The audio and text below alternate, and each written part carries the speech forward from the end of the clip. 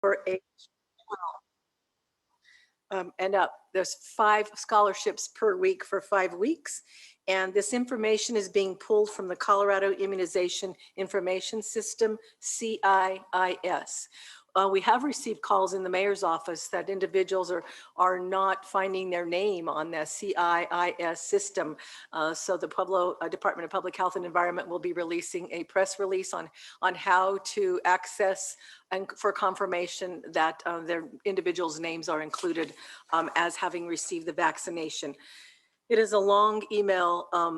It is a long website access code, and we will put it on the city's website and Facebook page so that everyone has access to where you can check to see that your vaccination record was indeed added to the state's portal.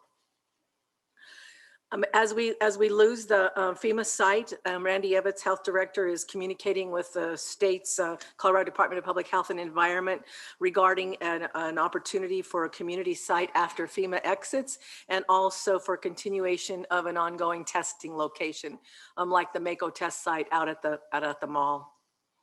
All citizens can go to vaccines.gov, and I checked on it today. If they access vaccines.gov and you enter in your zip code, it will give you all of the vaccination locations within a 30-mile radius of the zip code, and it will actually denotes there whether they're in stock or out of stock. So it worked very well. And then you click on the link and you make either an appointment time, or it tells you open. So that'll be good for our community. And as of today, we now have 50.7 vaccination rate for all eligible individuals, which is 12 and above. And that equates to 73,387 COVID vaccines to date in the community. That's the COVID update. And we do have an ARPA update as well.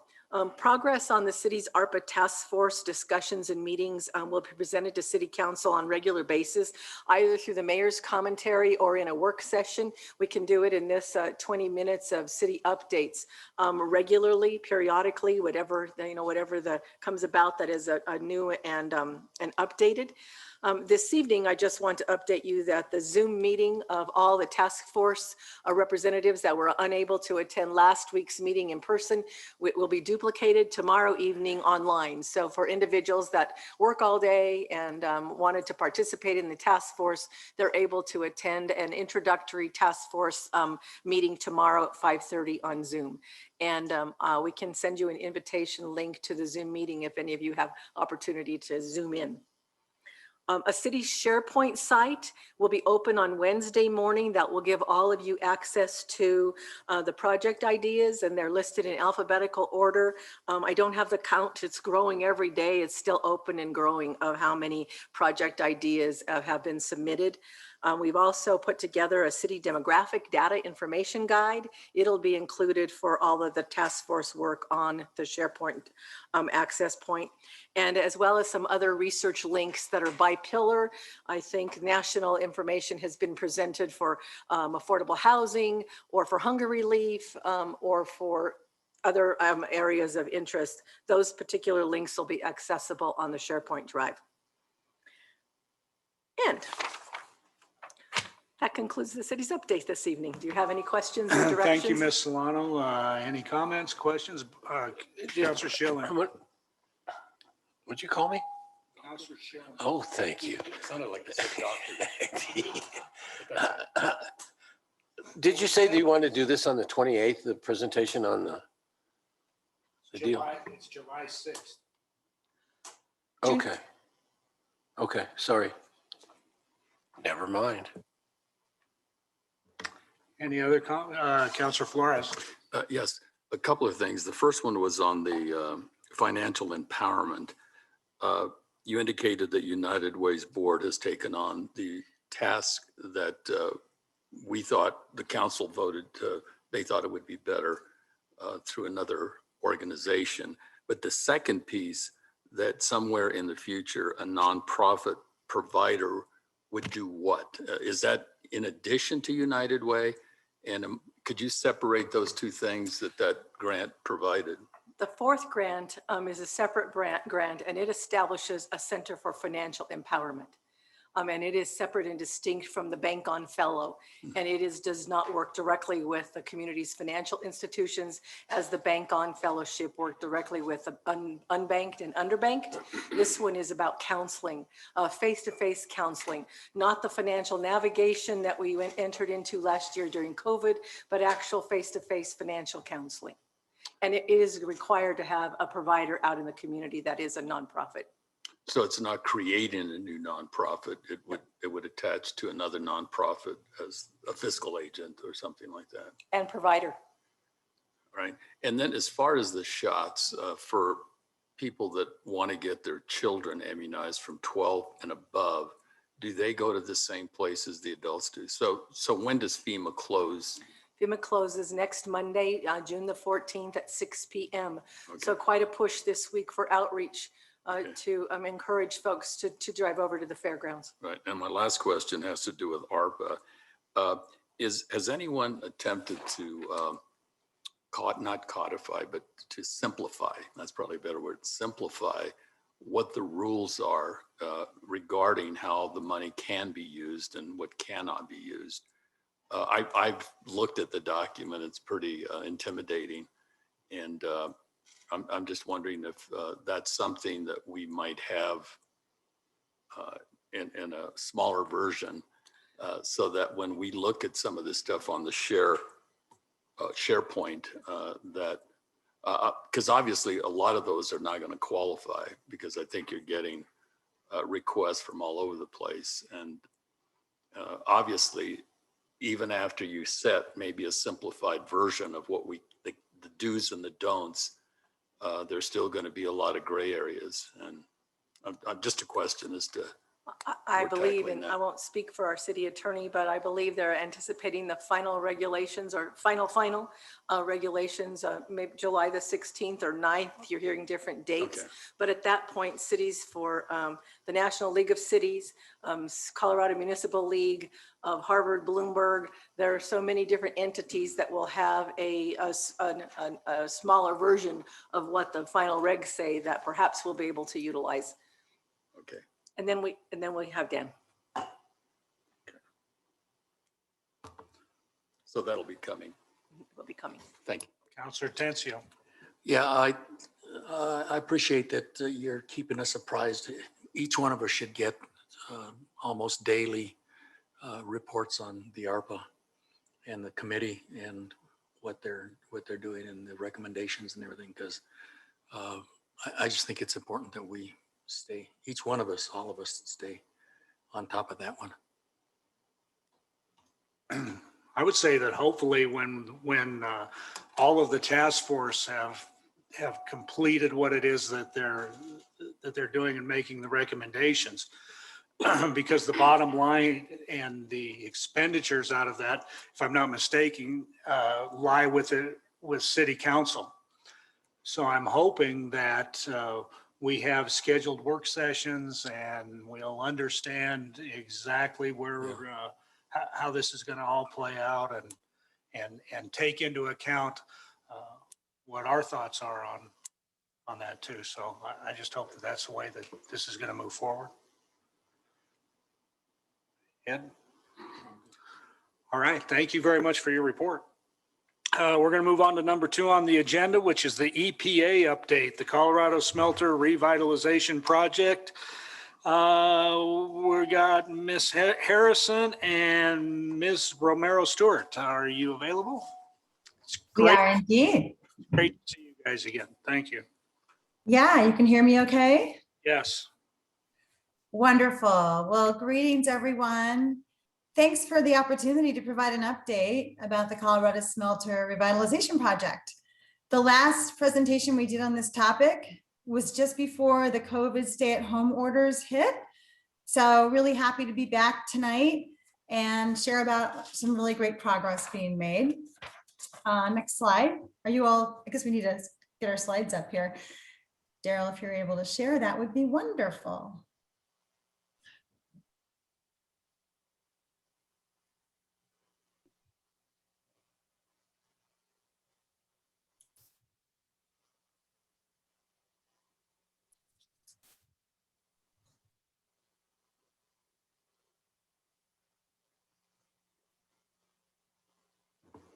We're good to go. All right, can you guys see the first slide? Yes. Because for some reason I'm not seeing the first slide, but I'm going to trust that it's there. And you can go ahead and go to the second slide.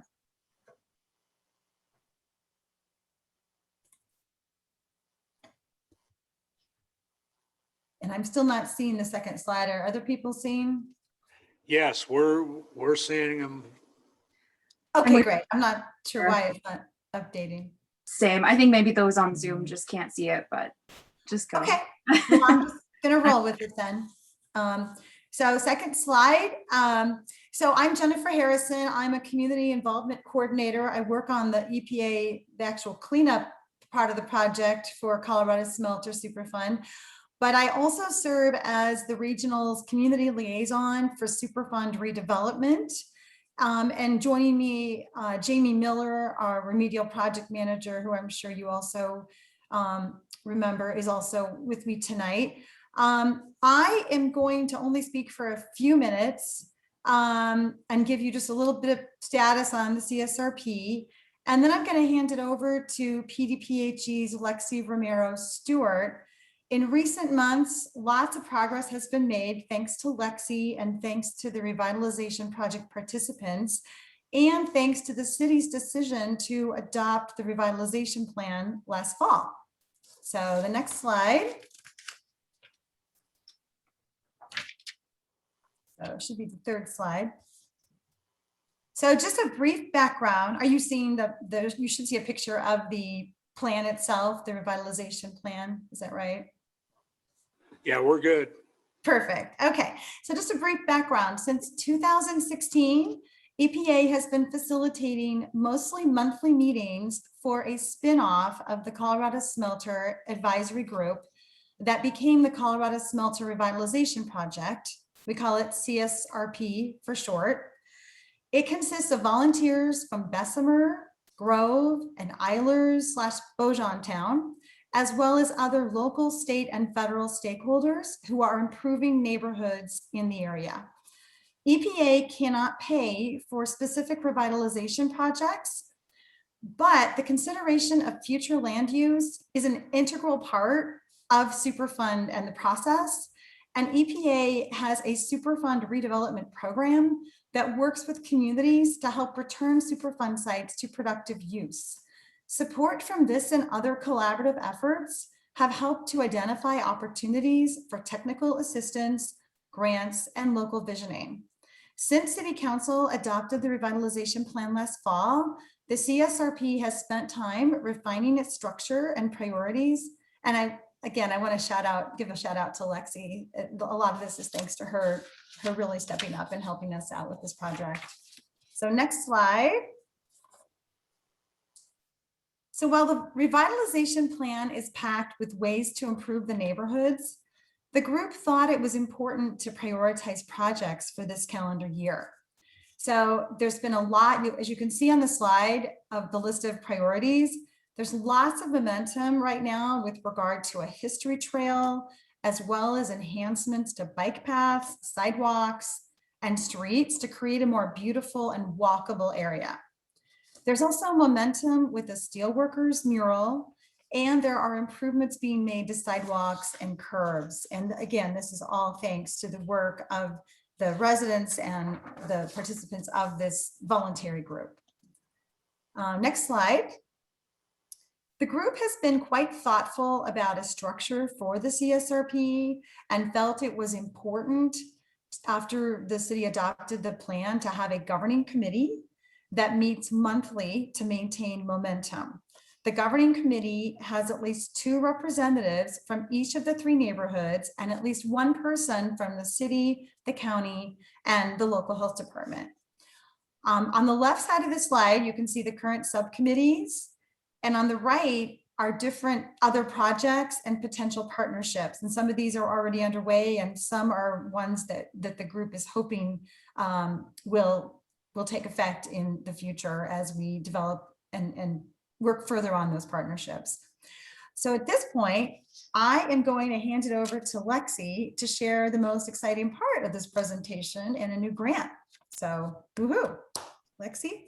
Thank you. Yes. And if you want to advance to the next slide that has the very first PDPHE logo at the bottom, that'd be perfect. Hi, everybody. My name is Alexis Romero Stewart. I am a health promotion specialist with the Pueblo Department of Public Health and Environment, or PDPHE. Really kind of where PDPHE played a role during this entire time, as Jennifer was saying, is we were one of those community stakeholders that were sitting at the table with development, with community engagement, and all of that.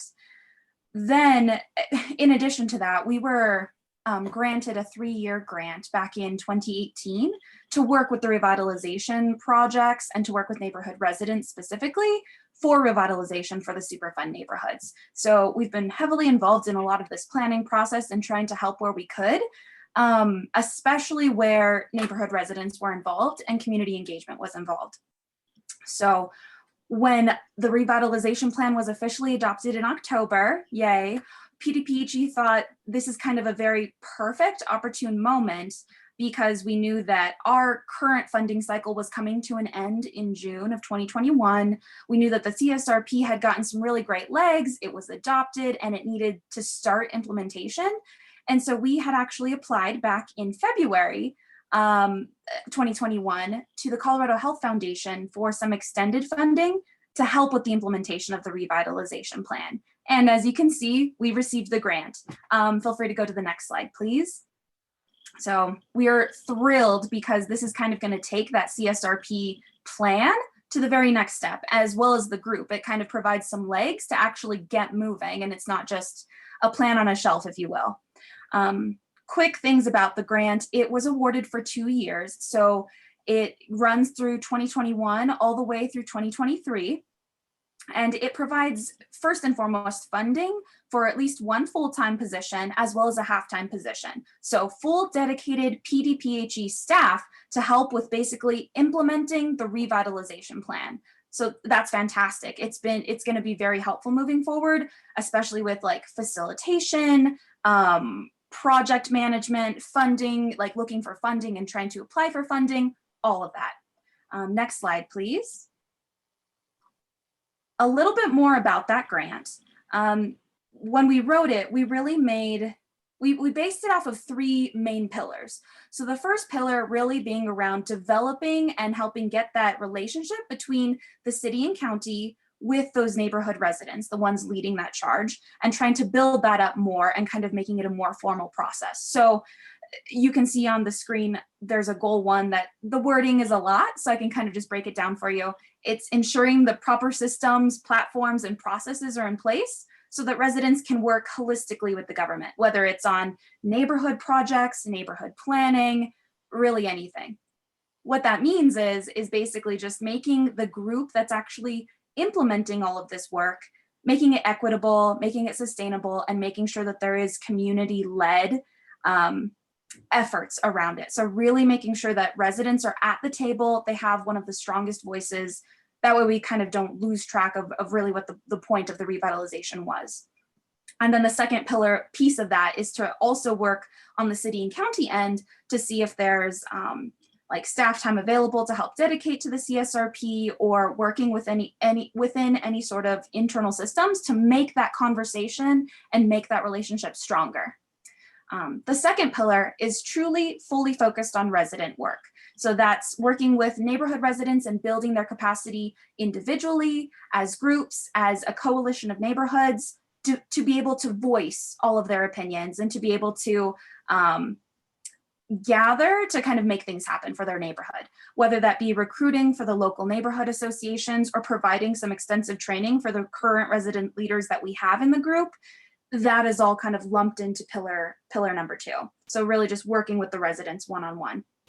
And then go ahead and go to the next slide, please. And then the final pillar, goal number 3, was plain and simple, doing some projects that were identified on the CSRP. So we know that we can kind of all sit and plan, we can build all of these systems, but if there's no rubber meeting the road, it kind of like deters some people from joining. So we actually did receive funding to accomplish 3 major projects that have been identified by the CSRP group within these next 2 years. Next slide, please.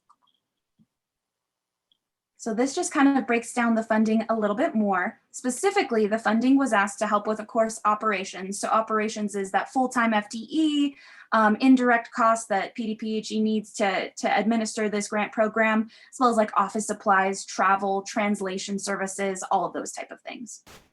And then we actually do have just under $60,000 for working on some of these projects.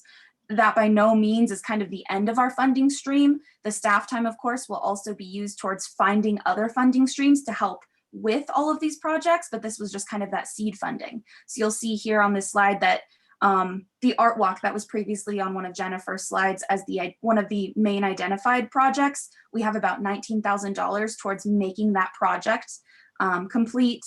We also have about $23,000 towards working on like beautification, wrapping utility boxes, or even working on different like pedestrian or bike safety features if that's possible. And then finally, there's about $15,000 allocated for a project that we did not determine in the application, but we were essentially saying that we would work with the CSRP group to determine and then accomplish. So that one's very open-ended, so that's really exciting.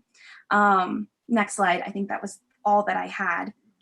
But essentially, I guess what all of this is kind of a really good turning point, or a really good kind of like passing the baton point. Like Jennifer had mentioned, the EPA have been fantastic in leading and facilitating this project since 2016. And, you know, the entire time they've been extremely good. But they also know that they couldn't do it for an extensive period of time. There's kind of only so many resources, so much staff time that can truly be allocated to it. So they've definitely always pushed for a very a very locally led project. And this is kind of that really good pinnacle turning point where it's going to be taken over locally. Of course, EPA is still going to be involved, but in more of that partnership role, while PDPHE kind of takes that over with the facilitation and such, and then kind of works with city and county to see how we can even extend it past the 2 years even more. With that, I think you can go to the next slide. We just wanted to leave it open for any sort of questions that you guys may have about the plan or about the grant or anything that you may have. Jennifer, do you have anything else to add? I mean, maybe just that, yeah, this is a really good turning point, and EPA will still be, you know, on the sidelines. We will still be partners, you know, participating in these meetings.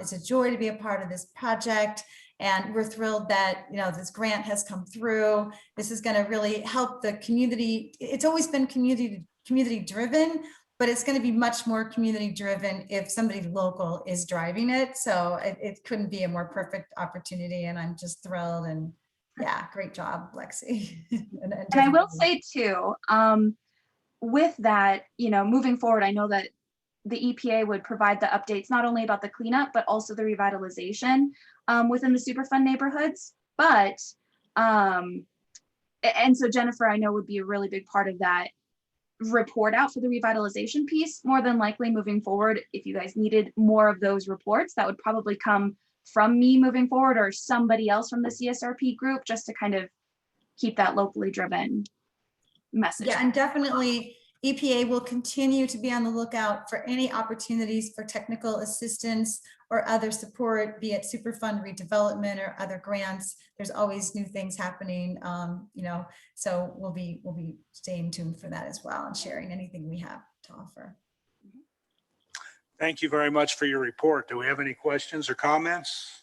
Councilor Brown.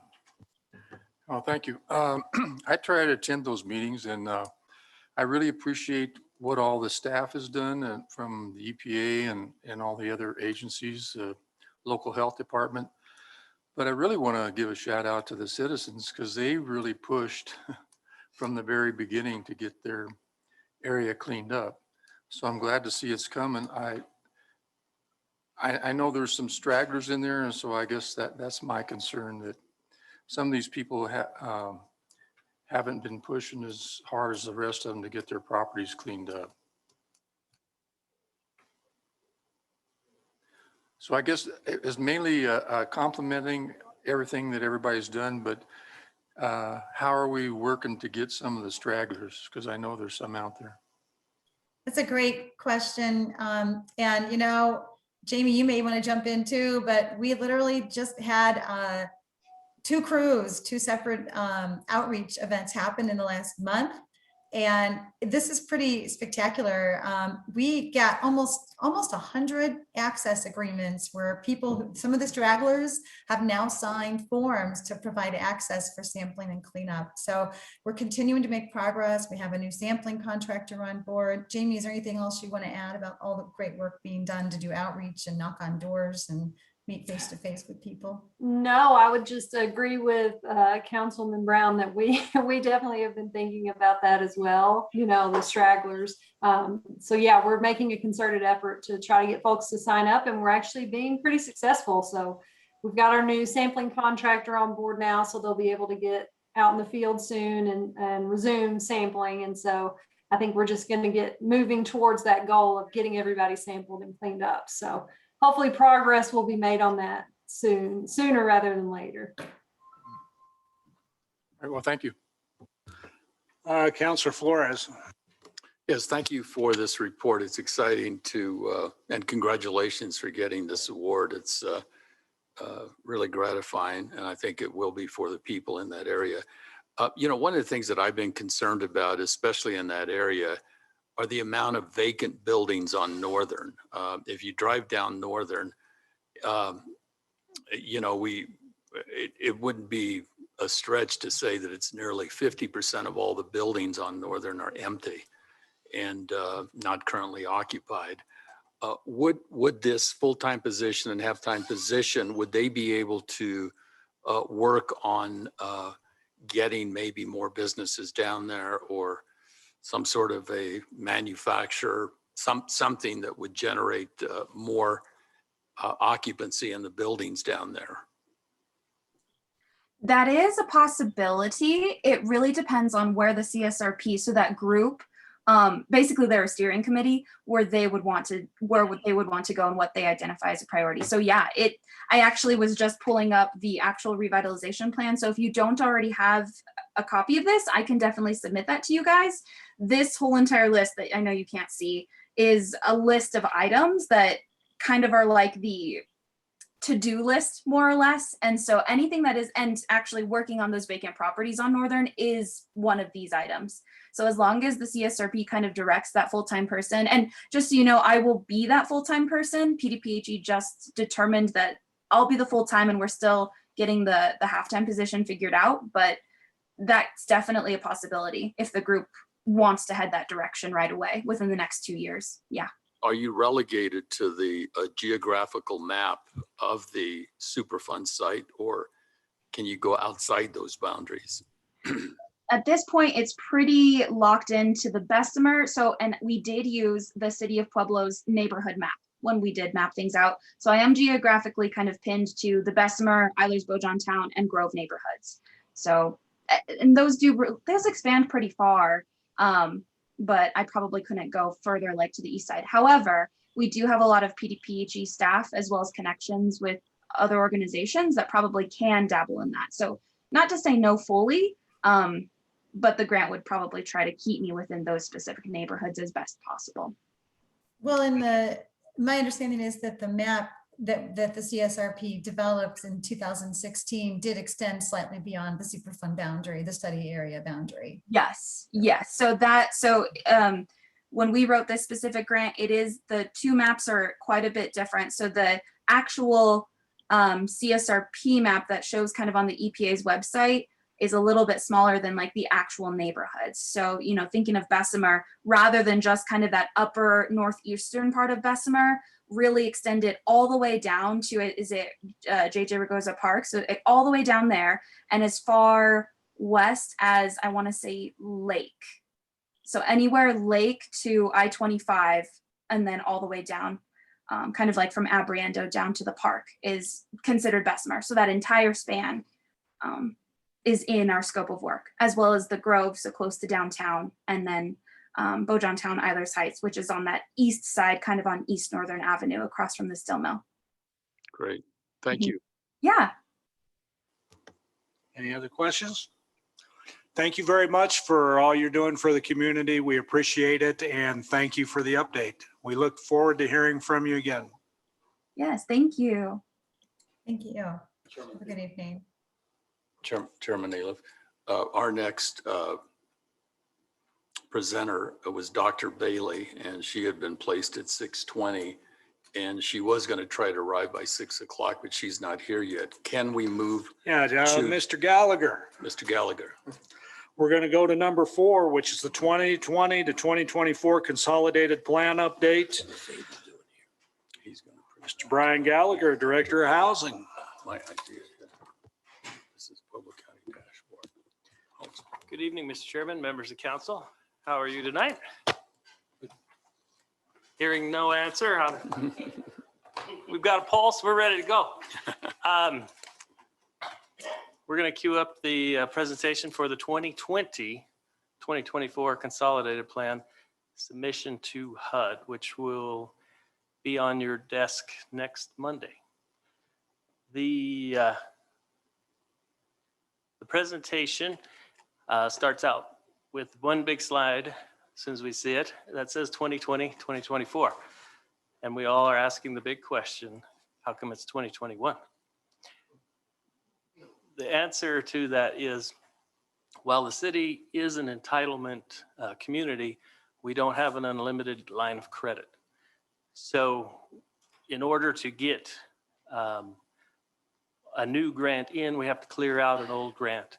And with some introduction of program income that we received a few years ago, it effectively doubled what we had in the infrastructure budget, combined with some new incentives to do road repairs. Our projects coming into COVID got delayed. They were delayed to begin with, and COVID didn't help. So normally we have our 2019 projects kicked out before 2020 comes along.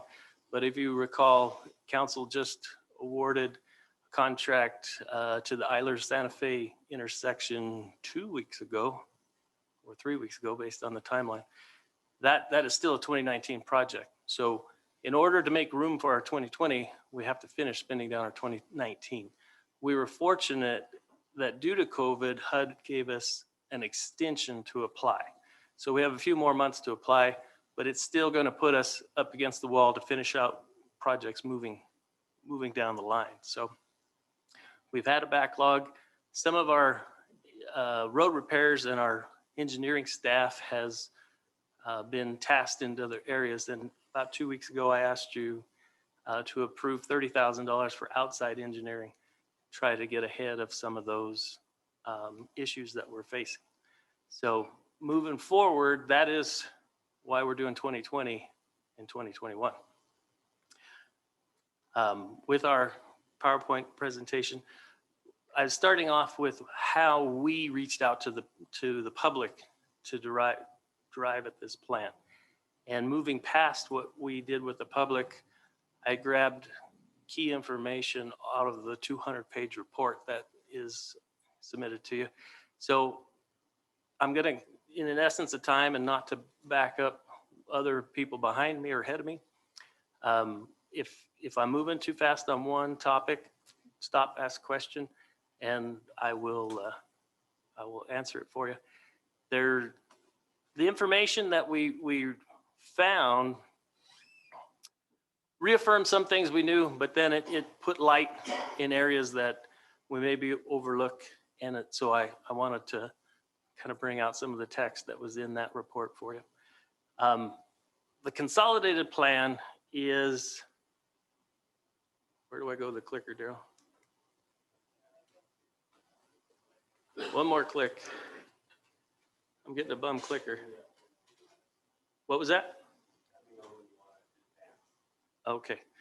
I've got help today. Thank you, Daryl. The 2020 consolidated plan, 2020-24 consolidated plan is our roadmap we're going to submit to HUD. HUD requires every 5 years that we submit a medium range plan. And we have, it just shows, it allows us to stay on track, because every year somebody comes together with an application out of left field, sounds like a good idea, and we could just wander aimlessly going from application to application and not having a big picture impact. So HUD wisely requires us to do just a 5-year goal, set of goals. So with our outreach to the public, they tell us what are the issues out here. And from there, we develop these goals. And after submission of the plan, each individual action plan for every year within that 5-year plan is designed to address those goals that we submit in this consolidated plan. Now, we reached out to just the general public, to agencies. We've spent at least 18 months driving up impact for this, reaching out to countless groups so we would know that their voice was counted. We had at least 6 public hearings, 5 stakeholder presentations. We went to many different agencies, and this will be our second PowerPoint or our work session presentation. So, Daryl, if we move one forward. When presenting what we could do with the funds to the public, we said CDBG can work with housing rehabilitation, homeowner assistance, public facilities, removal of blight, code enforcement, economic development, acquisition, and public services. Now, the city uses a majority of the funds typically for public facilities and improvements, public services, and blight removal. Those are the 3 that we hit the most. Council designated in 2004 $400,000 of the CDBG grant to be used for public infrastructure in ADA curb ramps. So in the end, after it's all said and done, we only have 35% of the grant available to fund projects. So that's a pretty big hit. Typically, we do about 100,000 in blight removal and 200,000 in public services. Housing rehabilitation is generally 100, 150,000. What people don't actually know is that I have to apply for funding for our department. So in a grant solicitation process, if I am not the best grant presented, our department doesn't get funded. People somehow miss that, think that it's a golden shot, but we compete with all the applications that come in. And as we try to achieve the goals in the plan, we hope that we receive funding also. But we may not be the biggest need or most important need of that day. But thank Daryl, I'm working. In public services, what we can fund is there. Typically, however, the city spends the lion's share of public services on homeless services. So of the 200,000 that we can designate towards public services, homeless services generally is awarded about half of that. Youth senior transportation gets a percentage, and then some basic financial counseling generally come into play. One major tieback of the funding is that it has to meet, every grant, every expenditure has to meet one of these 3 objectives of the program. And so basically, the funding has to benefit low to moderate income persons. 70% of the funding has to go to low to moderate income individuals. 30% of the funding can be used for blight removal. And our administration comes out of the other portion that doesn't directly benefit low to moderate income individuals. So if we have a program that is maybe designed to serve 50% of a population and 50% non-qualifying population, we have to move that funding into the middle column and keep that all balanced. So generally, we do our best to keep our public services at least 90% benefiting low to moderate income individuals. The final category, urgent need, has never been needed until now. And an urgent need has been brought to my desk for many, many years, but it's only presidentially declared, which we currently have. So a low-income family falls into this category. A family of 4 makes less than $56,000 a year. And these numbers are 80% of area median income. You'll hear me bounce in between 30% area median income, 50% area median income, and 80%. Anything over these numbers does not benefit low to moderate income individuals. We also receive home funds, and we can apply those funds in the following categories there. Typically, we are funding the 2 right columns. 2018, we lost our loan coordinator, so we don't do homeowners assistance. And in this market, it truly doesn't make sense to do so. Cash is king in this. The bank is only going to loan you to what the value of the home is, and most people are bidding above the value, so they have to have the money to pay for it.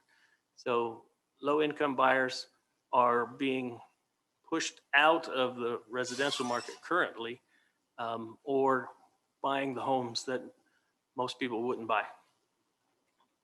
Tenant-based rental assistance council approved $500,000 last go around and about a year ago, and it is currently serving 23 low and very low income families.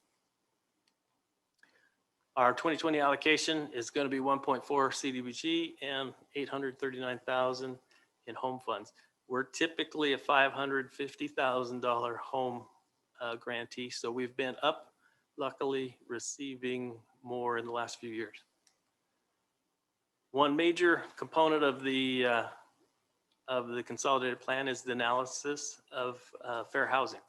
And as we discovered this morning after or during the meeting with the mayor, fair housing isn't always a given. You can't remodel a building with people on oxygen and just leave the power out for 2 days. So you have to make arrangements for people.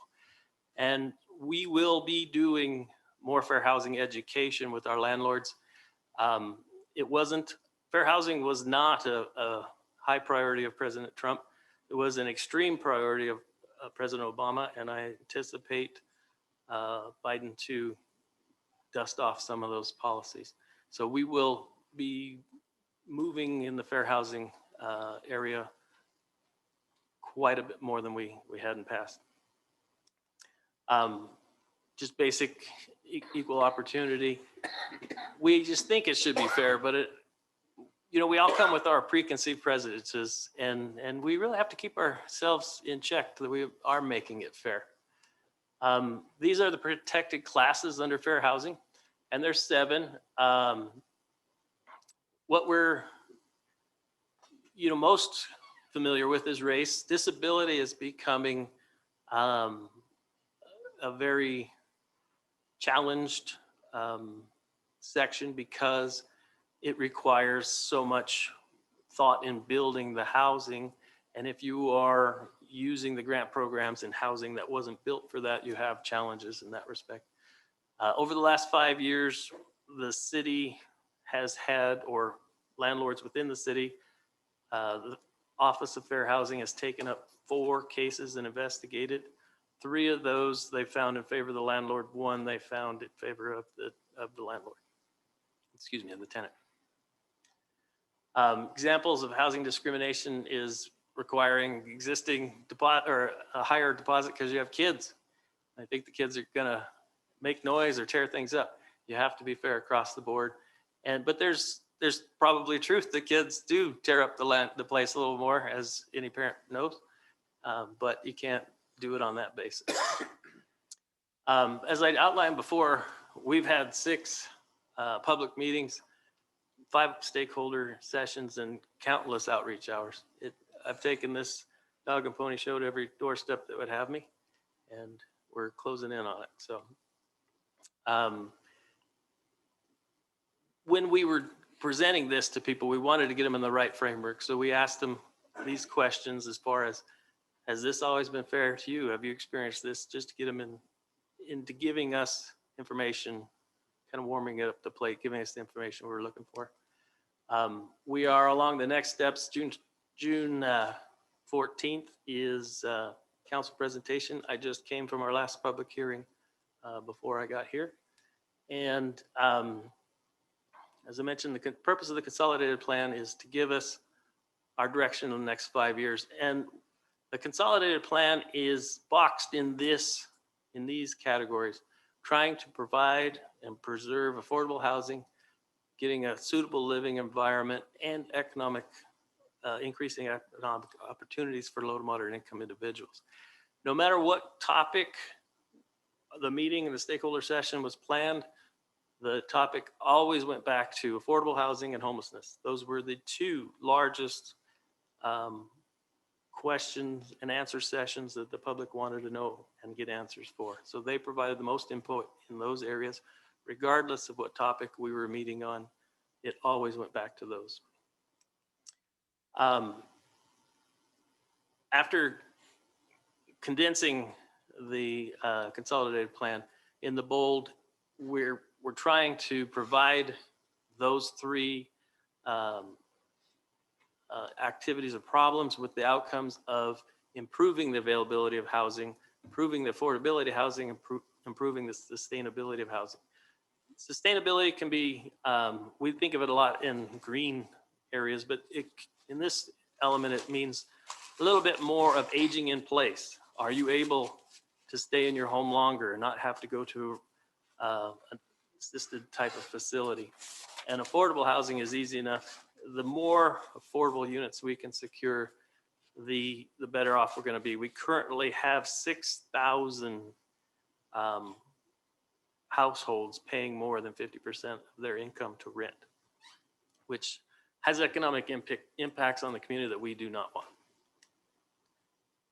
These are the goals that the public identified. And I've got to tell you, when I was quite a bit younger and came to work for the housing department, I thought it was always strange that the housing department found that housing was the most important item in the consolidated plan. Well, having run the consolidated plan, I can tell you that affordable housing was the most important thing on everyone's mind when we were talking about this. Pueblo has other issues, but in the areas that we were working with, affordable housing was the #1 issue. Moving on down, economic development. CDBG typically does not get into that because of the tax, the half-cent sales tax with Petco. We're not trying to we're trying to distribute the funds in the areas that haven't received funds and not double over some efforts. So typically the #4, our department doesn't do a lot with, but as I said, fair housing will be on the up. Public infrastructure, we have the capital improvement fund, but outside of that, CDBG funds are typically some of the only resources we have for existing neighborhoods. Now, we can always apply for grants for new projects and things, but in the existing neighborhood, we fall back to CDBG quite a bit. This is an example of some of the organizations that we reached out to. This is just a quick list, a non-exhaustive list, but we did try and speak with anybody who would have us. Moving down, what we found is that based on the housing stock, this is no surprise, based on the housing stock, rehabilitation is going to be needed. What we did find is that 25% of the renters are living in housing built before 1950, as compared to 18% of homeowners, but 50%, almost 50% of rental units have more housing issues than homeowner issues. And then at the last point down there, we have that 40% of our elderly households earning below 30% area median income, which is the lowest, are cost burden. And over half of those are severely cost burdened, meaning they're spending 50% of their income on their housing expenses. The disability percentage for the city of Pueblo was determined to be almost 21% of the citizens are disabled, with for every 5 disabled people, they have 9 disabilities amongst themselves. So having a high disability population increases stress on housing, especially affordable housing. The lowest incomes have the highest concentration, and minorities have the highest concentration. there was a story in the paper on Sunday about Section 8 voucher program. The story says that we accept Section 8 vouchers. We're doing everything fine, great. And that is true, except for the rent you charge may not be within the rent that the Section 8 will pay, because the market has made a premium on housing. Landlords are able to rent their property they're not going vacant as long as it's a decent standing up type of structure. As the market is driving it, the government restricted fair market rent doesn't flow like the market does. So you get a voucher that is good for $800, but now you have $1,000 rent. We have people living in cars having waited for housing vouchers. This says 3 to 5 years. That's a little stretch. They just close it off when it gets too long and they stop taking them. They would get that way if they didn't close it off. Stakeholders also stressed that we need emergency shelter. COVID, having to space things out, required less capacity. So even after having built a homeless shelter, they're still asking for emergency shelter. What was interesting to note is that 13% of the state's homeless population is in Pueblo, but the majority or a higher percentage of individuals have disabilities or mental illness as compared to the rest of the state. So we have a more complex homeless situation than other communities. What we need to expand and look at is the 13% of the homeless population living in Pueblo and us receiving 13% of the homeless funds. I told the mayor in 2019 that if we were successful housing the homeless, we would have access to more funds. So we need to make sure that that happens. We are not getting 13% of the ESG funding. And ESG pre-COVID required a 50-50 match. And it could be that we don't have enough match, but we're not getting the percentage that we should be getting, and we will be looking into that and doing the things that we could do to leverage those funds. CDBG and CSAC pay more than ESG has, but we need all the resources that we can get. Back to rental application security deposit. It was a big issue with individuals. They pay the fee, but then they get turned down. And they don't understand. They said, well, the landlord just took my money.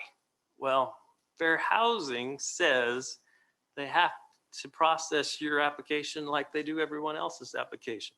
For me to tell you that I don't think you're going to qualify, that's discrimination under fair housing. So they get in the wash just a little bit if they have questionable credit histories or other type of histories that generally exclude you from housing.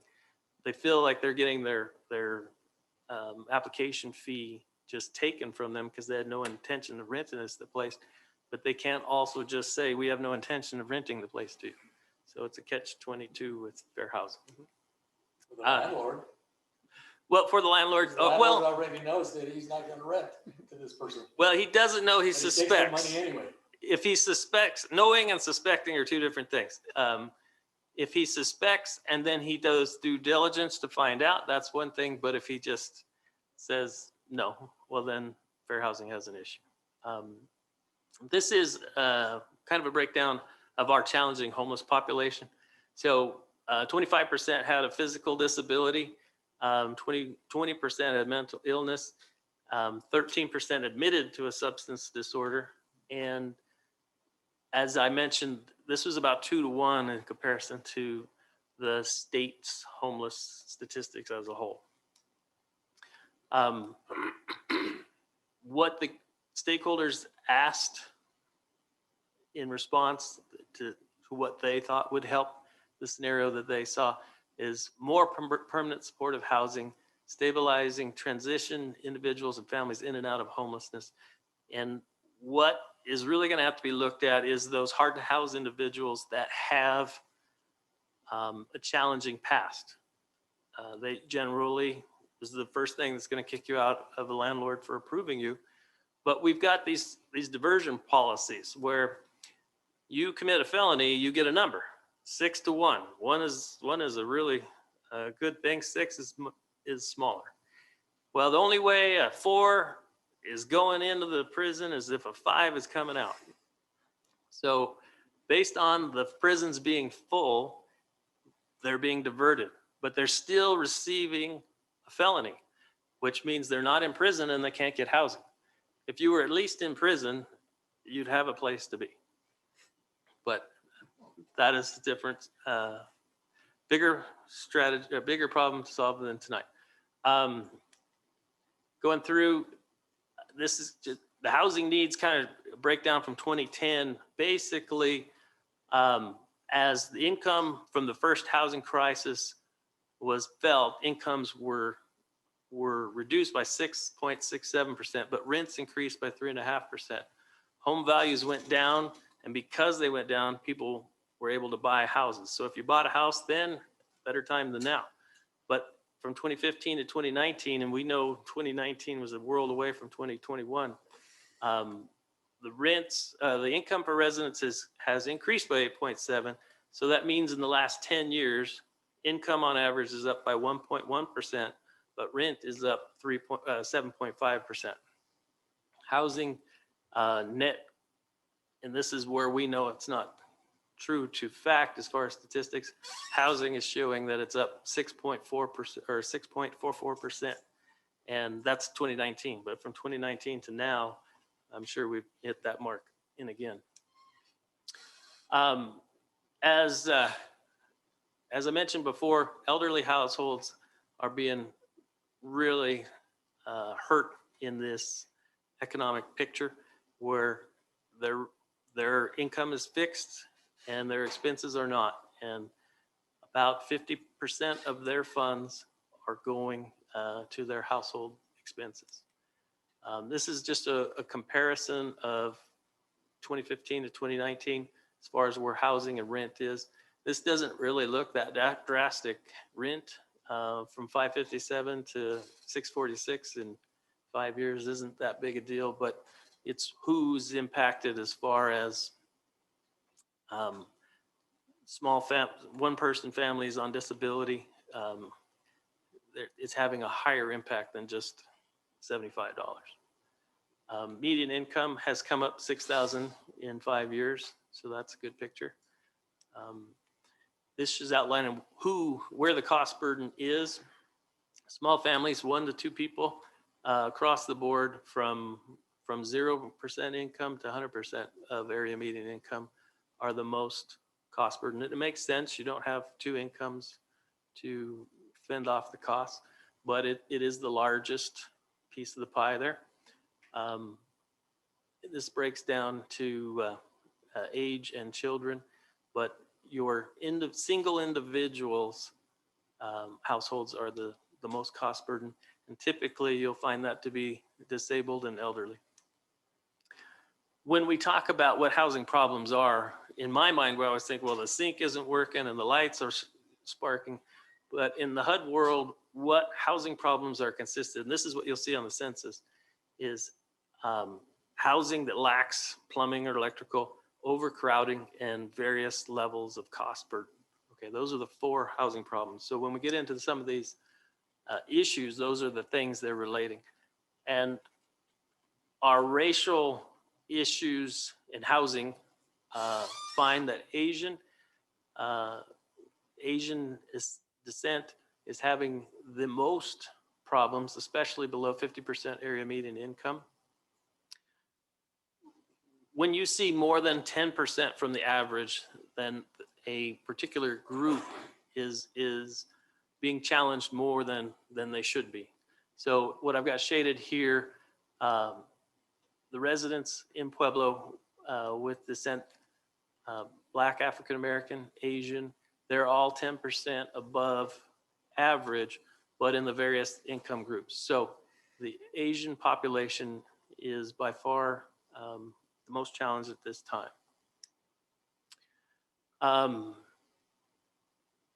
Just an overview of that. And the Y zone. It's still the Y zone. what we find that racial ethnic groups are represented by percentage in this status. Over on the west side, Hyde Park area, Census Tract 29 and 2 are divided by the railroad tracks. 29 is to the west, 2 is to the east. East side neighborhood is 8 and 10. 8 is El Centro, 10 is Mitchell. Lower east side is Census Tract 11 and 12. 12 is truly the lower east side, and 11 sneaks out down east. And then Bessemer, traditional Bessemer is 20, moving on into Minnequaw is 21. But we'll see the highest racial percentage is in 21, the Minnequaw area. Of those 4 items that I related back to, this is where the concentration of housing problems are. Downtown area, out in the west side. It's not exactly a Y anymore, but it's a little fatter at the bottom, but it's still a Y. Here we've got more outlines to the disability and elderly scenario. What it's saying here that we had 20.9% of the population was disabled, but of adults 18 to 64 who are disabled, 39% of the population is below the poverty line. So of our 18 to 64-year-olds disabled, 40% of the disabled are below the poverty line. And not a good rating, but in 2015, our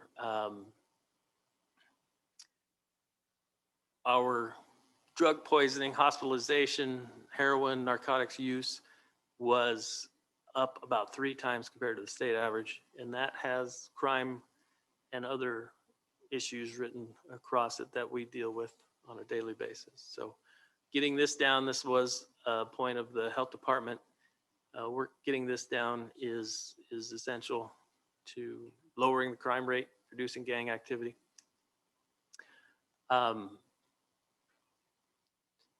What the stakeholders wanted to see moving forward was more access to clean, affordable housing, public transit that was able to go past 6 o'clock.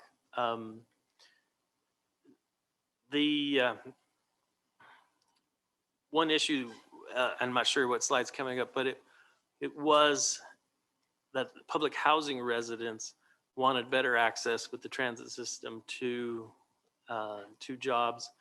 They had to pay more in childcare because it took longer to get home and such. Well, Pueblo County just received a grant for e-bikes.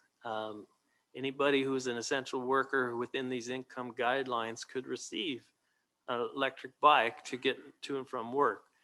They had no takers at the housing authority. Free $2,000 bike. Of the non-housing community development, the biggest thing that stakeholders outlined was more homeless facilities, youth recreation facilities, daycare centers. And back on the housing needs, if I moved over, one thing that was really brought out was respite care. People who are homeless or housing challenged, if they're having something done at the hospital by choice or not by choice, you can't just stay in the hospital any longer. After 2 days, just when you need a nurse, they're kicking you out the door. And where do you go? So the agencies were asking that we increase respite care as maybe a drop-off place. People are being discharged into nursing homes, and that's not appropriate for what they're needing. But back here on the public improvement, as I mentioned, the city spends quite a large portion of the CDBG funds repairing our infrastructure. But I need to note that public comment in this area was quite minimal. Whenever we do something outside of that, I do get a lot of public comments saying, how come you're not doing this? So we have kept it as a high priority, but we did not receive a lot of comments on that topic. we hit over public services, all right. This is what public services are available and what categories. For the most part, we have an X in every column, which is good. If we don't, most times it didn't apply. There's more services available than not available.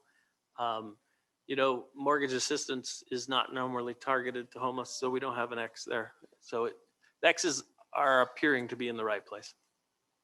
Barriers to affordable housing, as we talked about, was taking my rental deposit or application fee.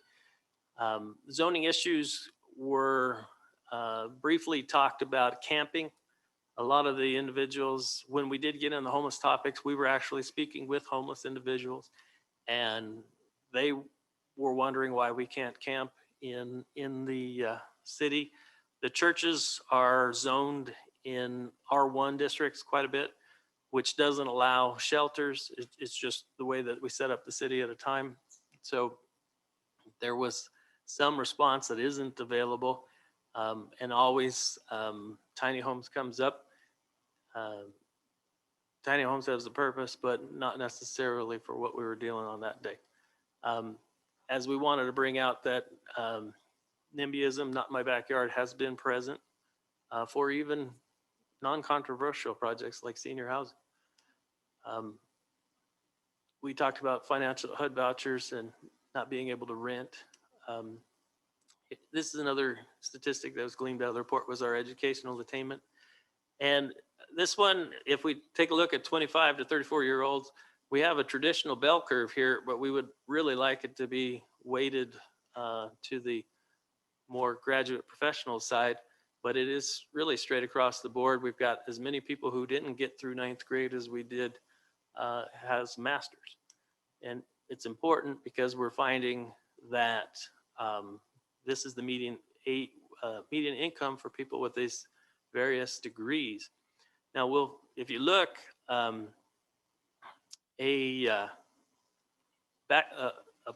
parent with bachelor's degree and a child is going to be low income. We have a professional degree and 3 children would still be low income. If you have 2-parent household with associate's degrees, that won't be low income.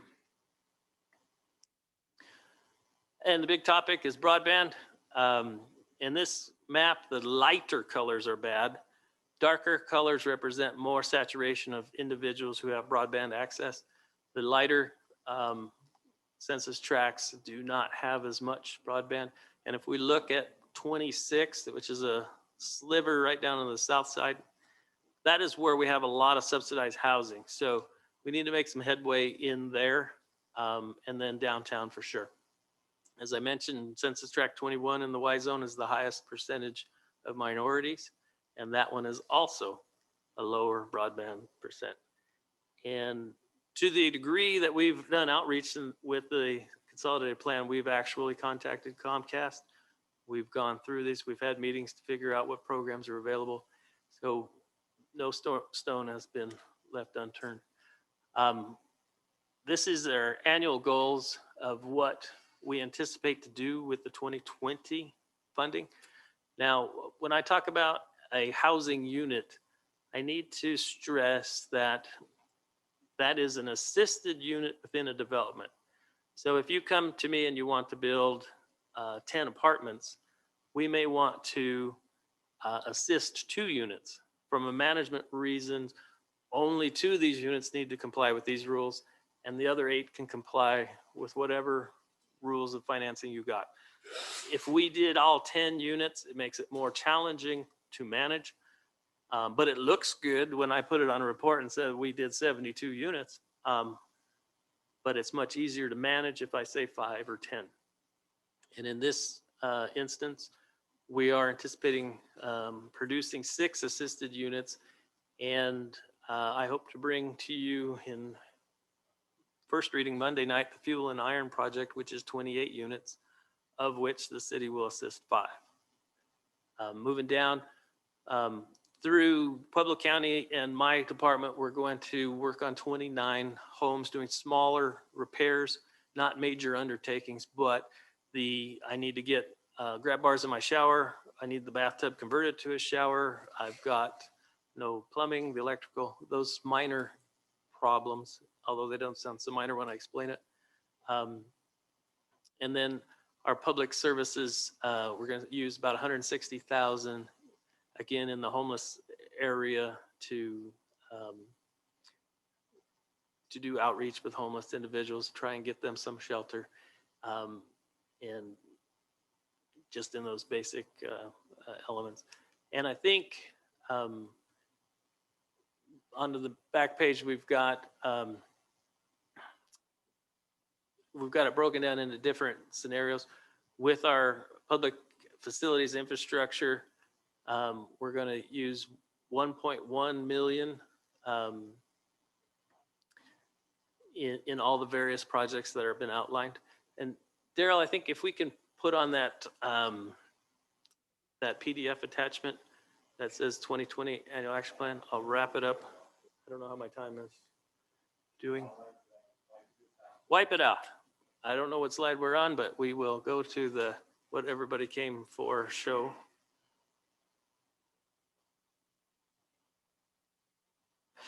All right, this is the actual breakdown of the 2020 action plan as submitted.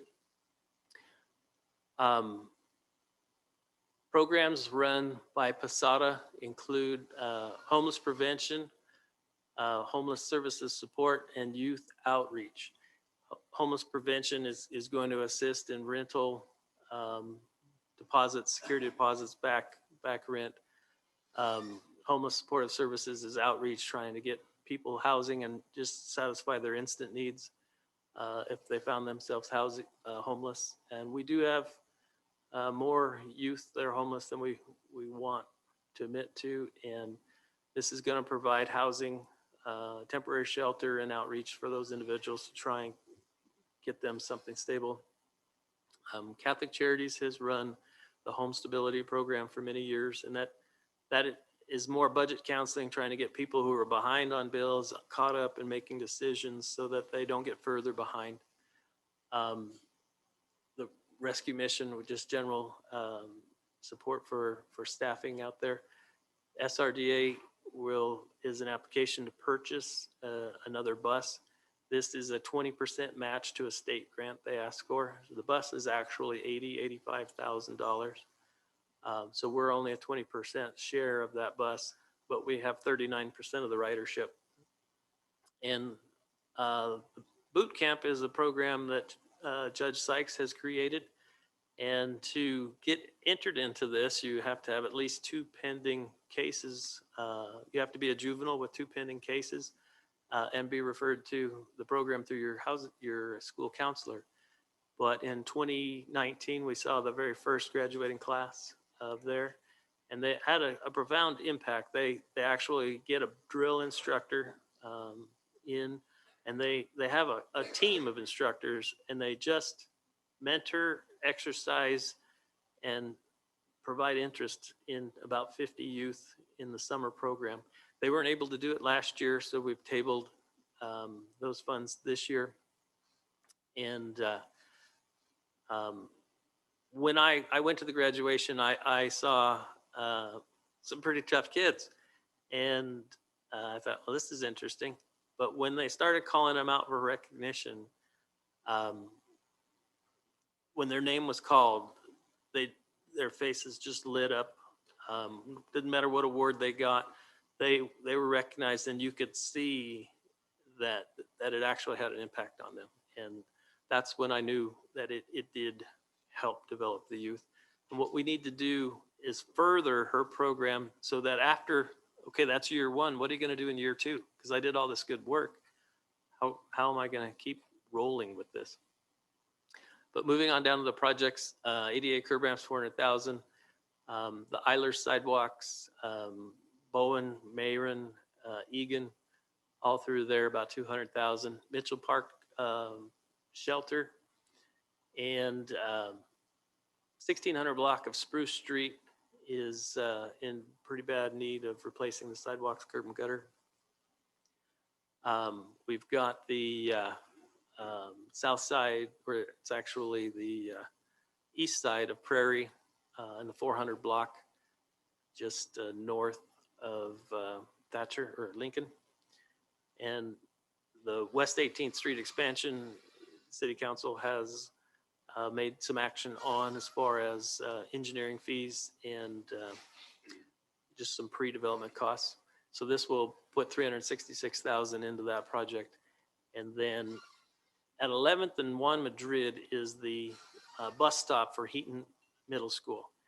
And so there was an application put in to make that ADA accessible and redo the sidewalks there.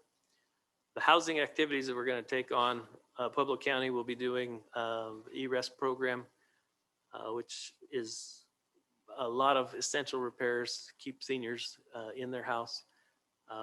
We have owner-occupied rehab and the minor repairs program in the city. Generally, we take applications in for the minor repairs program, and when the repairs become not so minor, we bring them up into the rehab so that we can actually make a difference and bring the house up to code. Program administration for my department will be $294,791. We're going to accomplish all these tasks by reprogramming $300,000 from 2016 and just short of $10,000 from 2017. And that is where we started this discussion. We received a lot of program income, and that money has to be spent first. So the projects that were planned and done were spent with program income, which pushed the grant to the next year. And then a little bit more grant was pushed to the next year, and this steamrolled to where 2020 is done in 2021. Any questions? Can you go down the rest of that PDF to the home? To the home. Oh, I'm sorry. I stopped too soon. Okay.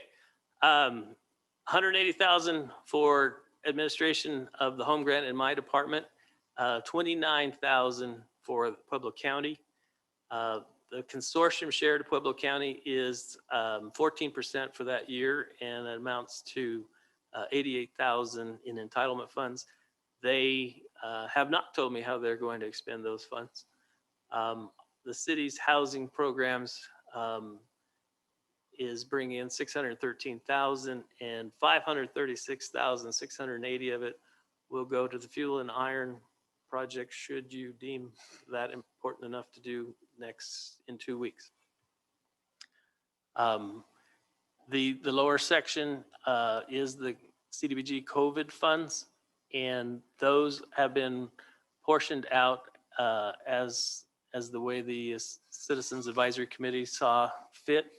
300,000 to the East Side Community Health Center. We've got mortgage and rent assistance for 300,000, additional nonprofit assistance, 350,000. That will go under a separate application, as the nonprofit assistance isn't the same as what we normally see. It has to at least address COVID in some fashion. So there has to be another hook than just it's a nonprofit. Non-congregate shelter, that need has dissipated quite a bit. We don't know where it comes up and down.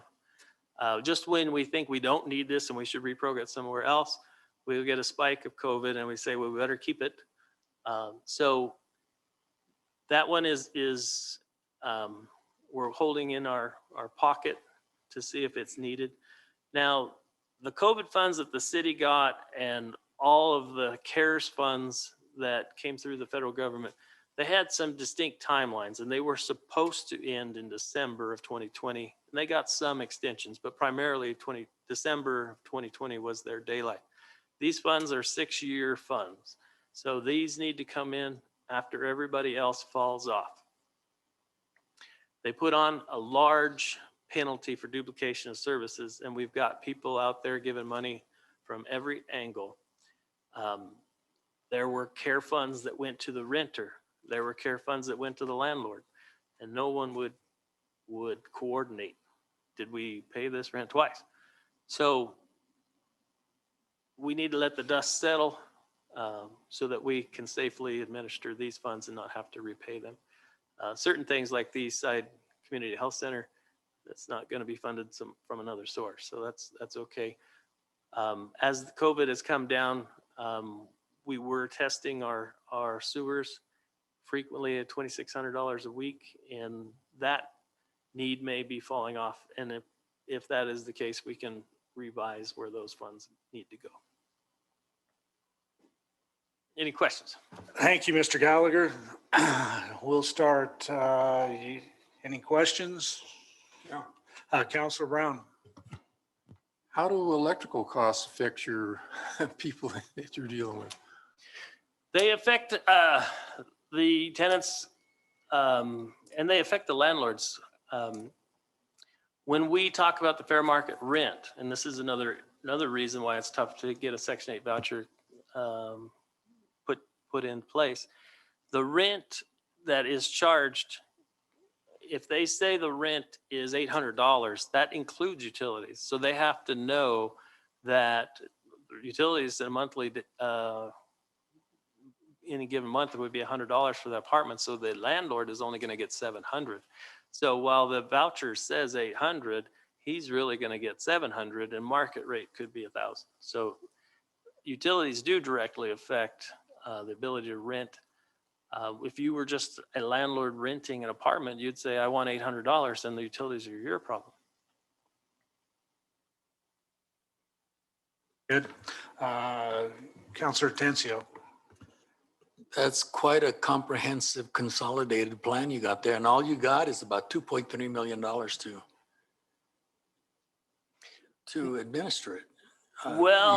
That's not a lot of money for the needs that we have here in Pueblo for. Well, our formula, our CDBG grant is a formula-based grant, and it's based on our population. So it truly has been stagnant, plus or minus 100,000. It's been stagnant or tied to our population. Our population is on the upswing, but the census data is about 4 years behind. So, well, my point is that the 2.2 million is far less than we actually need for the amount of needs that we have in the community. Housing, what we need is the half-cent sales tax for housing needs in this community. There was a slide that said 25%. Is that of rental units that are substandard? No, 25% of the homes, 25% of the renters are living in homes built before 1950. It said substandard. 49% of the units built before 1950 are substandard, and 25% of total rentals Are substandard. 25% of the total rentals are units older than built before 1950, and of those units that are rental, 49% are substandard, with one of those 4 categories. Now, substandard could be that it costs too much, not that the plumbing just fell through the roof or through the floor. Well, that's why we need a licensing program for landlords in this town so that we could look at every single rental unit and have it inspected and make sure that it meets standards. I brought that forward at one time. We got nothing. But I truly believe that landlords in this town need to be licensed. Councilor Schilling. One experience that I've had, excuse me, was a few years back, but the Section 8 inspection people that came out to look at the property, they required more things than the FHA requirements are to buy a house, which to me seemed a little odd, that you have to have the house in better shape for the Section 8 than you do for an FHA or VA buyer. And I think that might be part of the problem also, that I thought that was a little bit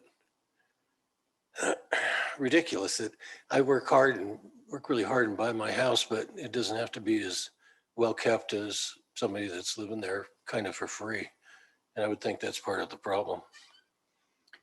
Well- And one last question. Oh, sure. When's 18th Street thing going to be complete? I couldn't tell you that when 18th Street is going to be complete. You would have me off on the deep end there. We, on Monday night, the funding for the construction will be authorized. The engineering is in process. Once we have the engineering back, we can have the construction bid out there and move from there. A year? That seems safe enough. I can go on that limb. Yes. Okay, thank you. As far as Section 8, you are looking at the most hated man in real estate. For 15 years, I was the inspector for the housing department, finding those same issues that no one wanted me to find. And that's why I can speak to, in this market, we can't run a down payment program because of the homes affordable to the lower income bracket. Those homes need more repairs. So they're certainly not going to pass the housing code inspection. And so we will spend a lot of time and have only a few results to say for that. And it's a factor simply of price. We don't have a lot of condo or townhomes to be purchased in town in anything, truthfully, but condos and townhomes are going to be cheaper than single family homes. And legal reasons have kept most of builders away from building condos. So there is, in that income market, there's not a lot of purchase options. Councilor Wenner. Hi, thanks for that presentation. I thought it was really, really, really thorough. You know, Pueblo is, as you know, is everything's trickling downhill, and Pueblo already is way past the average rental that you had in your presentation. I think you had the average rental at $619 a month. We're way past that. That is the 2019 Yeah, data. and I think we're at right about 1,200. The fair market rent right now is more like $838, but what is out there is more like 1,200. Yeah, that's just basic. And as I said before, the sales data that was on that from 2019 is still a world away. It's a world away. So I think it's trickling downhill a lot faster than what this report shows. So I just don't see how you can keep up with any of it. I think pretty soon Rocky Ford or something is going to be a bed base for Pueblo workers. I mean, it's all trickling downhill and it's coming quickly.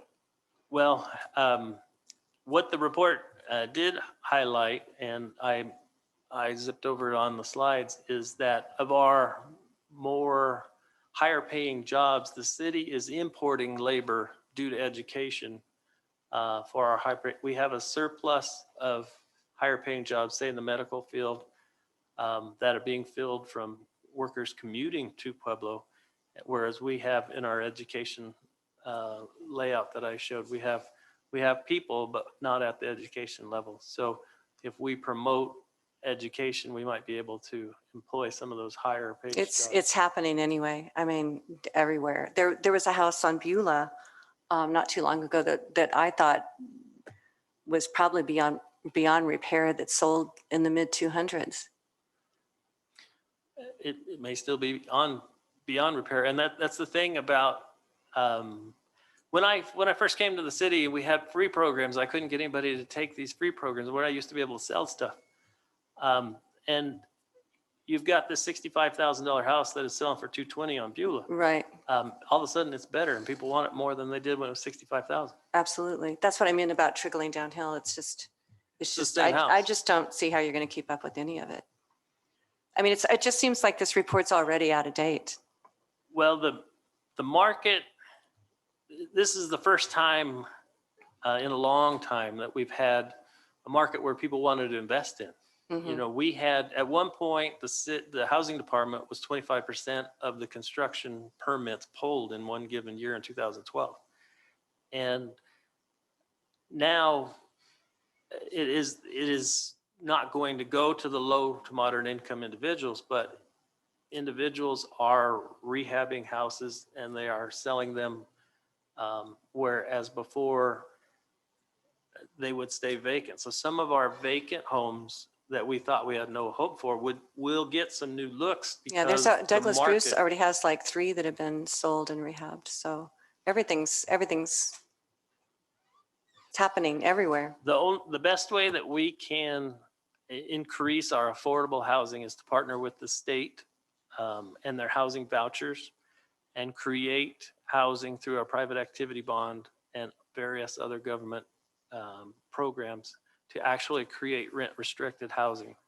But there isn't a large incentive for a private person to do that. Whereas 10 years ago, they would want a housing voucher because they knew the rent would be paid on time.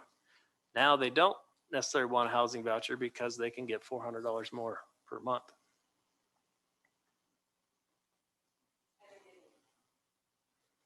They're good. You good? Yeah. I guess, this is always ever since I got a seat here on city council, probably the most frustrating thing is when I see your report. When we look at the funds and how they're spent and what, in my mind, the intent of those funds is to really attack affordable housing and to get people into homes. And I know I'm wrong in some ways of what I'm thinking, but I almost liken this to our street problem.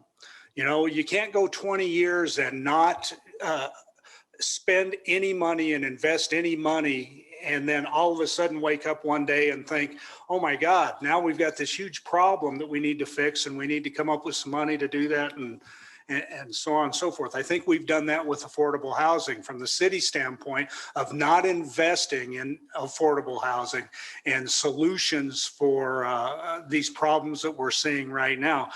Things are they're going to get a lot worse before they get better. I mean, the moratorium on evictions is over on June 30th.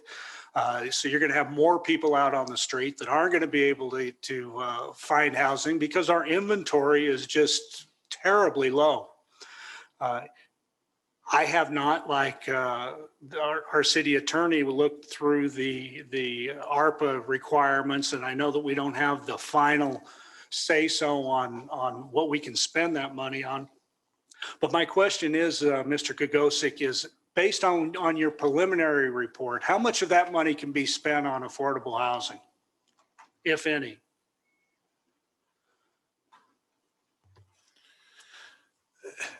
The mayor always asks the same question.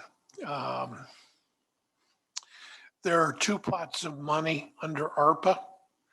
There's housing assistance, and Brian's department is going to get some of that.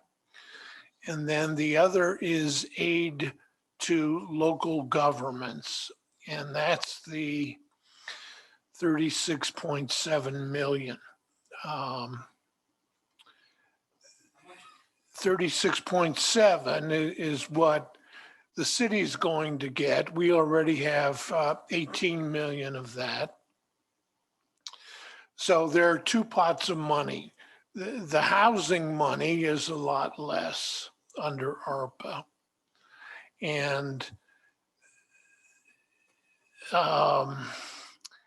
the area of the regs that is the least clear is housing, because there are 2 pots of money. And can the city spend its allocation for local government on housing? Yes, it can. And the hard part is going to be 36 million seems like a lot of money. Our wastewater department can spend that, can spend it all. So how you allocate that money is going to be up to you and the mayor. But the answer is yes. There are 2 pots of money. How much goes to housing is going to be your decision. Thank you. So, I would just ask, remind City Council as we move forward through that process and after reading this consolidated report, how incredibly important and what a crisis we're going to be in with this affordable housing, that this should definitely be a priority for City Council and this city as a whole moving forward, is to create opportunity when it comes to affordable housing. And I hope that we take that seriously and move forward with that, because it's something that's not going to go away and it needs to be addressed. Councilor Winter? Yeah, I had one more question about fuel and iron. How much was going to them for housing? 536,680. Okay. How soon is that ready? I mean, that project seems not very close to. Well, that's a different report. You're going to bring that to City Council in a week or 2 weeks? It will be in 3 weeks. It will be up for a vote. That is the fastest track project we have currently. It's probably a little more than a year out, but they intend to start probably within 30 days. Actually, not the fastest track. The right place, which is on Bonfort, will be the next project to come online at Mountain View Town. Well, that one on Bonfort's almost done. It's got a ways to go. They're Does it? behind. They're behind. They want to finish this year, but it might squeak a little past. But in the scheme of projects coming online, it'll be Mountain View Townhomes, the right place, Fuel and Iron, and the Crawford Townhomes after that. Okay. Do you have financial information on Fuel and Iron? Yes, we have an entire finance packet. The housing scenario is a separate entity from the restaurant scenario. Yeah, I understand They run that. independently. Loans for the residential portion come from CPACE, housing tax credits, state of Colorado in a couple areas, and then the city of Pueblo. I think it's about 6 million housing renovation. Okay. Just for Fuel and Iron? Six, just for the upper, not for the commercial. The whole thing's about 15 million. Okay. And the financing is there? Financing is there. Okay. Councilor Flores? Oh, I just need to say a few words about our speakers. As soon as you're Any- done. Okay. Anybody else for Brian? Everybody good? Thanks, Brian. Great report. A lot of hard work went into that. That's some great information. I can tell you that right now. So, but thank you. Councilor Flores? Yeah, I just wanted to inform all of you that Dr. Bailey couldn't stay any longer, and it was really my fault. I had mentioned to her that we would be done by 7, and she lives in Colorado Springs and had to pick up her daughter and didn't know that we were going to go over this late. So I'm going to reschedule her. But this really has to do with a dashboard project that I've been working on. It was basically an extension of one of my retreat items that I had left about getting more info. This could have been a better presentation about how important data is. And you'll notice that most of the data we received tonight goes to 2019. Between 2019 and today, that information is antiquated. And I was hoping that Dr. Bailey could explain how we could start a program here that we would get quarterly reports on a lot more information than this. And the city of Fort Collins, Boulder, El Paso County, Grand Junction can't live without this information. And so I really think that it's something that I want to work on with Dr. Bailey. And I'm going to pass out again my original, it was really my original concept paper. And then I'll try to reschedule with Dr. Bailey sometime, in the next month or so. The 6th and 12th are both have openings. Yeah, I'll do that. Okay. Any other business? Anybody got anything they want to holler about? Why is there an echo?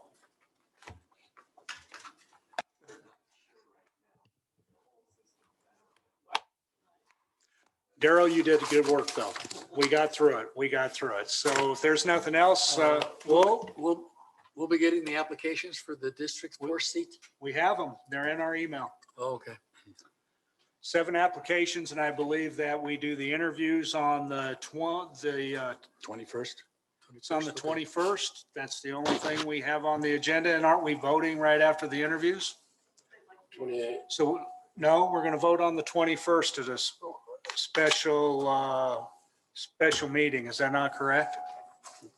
So we'll interview and vote if we can come to an agreement. Right. Are we narrowing down the list of 5? The directions on the email said there's 7 applications. Pick your top 2, 3, 5, send them in. What if you only like 2 though? What?